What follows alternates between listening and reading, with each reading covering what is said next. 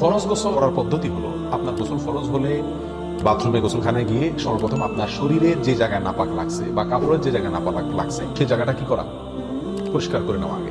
যদি আপনার জায়গাটা চিহ্নিত থাকে যে এই জায়গাটা নাপাক লাগছে, ওই জায়গাটা ধুয়ে ফেলাবেন। এরপরে নামাজের জন্য যেভাবে আমি উজু করছি সেভাবে উজু করা। এরপরে উজু করা, হাতের কবজি ধোয়া, এরপরে কুলি করা, নাকে পানি দেওয়া, মুখ ধোয়া, হাতের কোণে পর্যন্ত ধোয়া, মাথা মাসে করা, এরকম উজু করা। উজু করার পরে এবার আপনি গোসল করেন। সেটা শাওয়ার দিয়ে আপনি মাথার উপরে পানি ঢেলে হোক আর আপনার মগ দিয়া হোক, যেভাবে হোক আপনি গোসল করেন।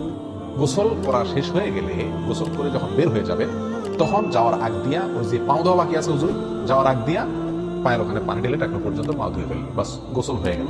এই ভিতরে আপনার শরীরের প্রতিটি অঙ্গের প্রতিটি জায়গায় পানি পৌঁছানোর চেষ্টা করতে হবে। প্রকাশ্য অঙ্গ যেগুলো, নাভির প্যাচ থেকে নিয়ে, বগলের নিচ থেকে নিয়ে, আঙ্গুলের চিপা থেকে নিয়ে, প্রত্যেকটা জায়গায় যেন পানি যায়, সেই জন্য সেখানে পানি পৌঁছানোর চেষ্টা করতে হবে। ডলার দরকার ডলবে, যেভাবে ওখানে পানি পৌঁছাতে হবে। কানের প্যাচের ভিতরে একেবারে গভীরে না, প্যাচগুলোর ভিতরে যেন পানি যায়, সেদিকগুলো খেয়াল রাখতে হবে। কোনো একটি জায়গায় যদি শুকনা থাকে তাহলে কি হবে না, ফরজ গোসল হবে না।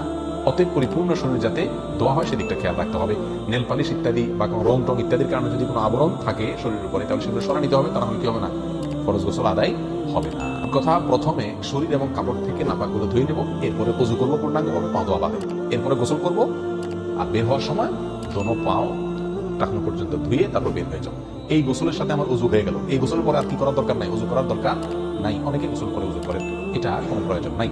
তবে কেউ যদি গোসল করা অবস্থায় তার পেশাব চলে আসে, অনেকে আছে পানির স্পর্শ লাগলে পেশাব বেশি আসে, তো গোসল করা অবস্থায় যদি তিনি পেশাব করে দেন বা উযু ভঙ্গের কোনো কারণ তার ভিতরে আসে, তার বায়ু ছাড়লেন, তাহলে তো সেক্ষেত্রে উযু যেটা শুরুতে করছিল ওটা তো আর নাই, তাহলে তাকে আবার কি করতে হবে, নতুন করে গোসলের পরে উযু করতে হবে। এ হলো মোটামুটি ফরজ গোসলের পদ্ধতি।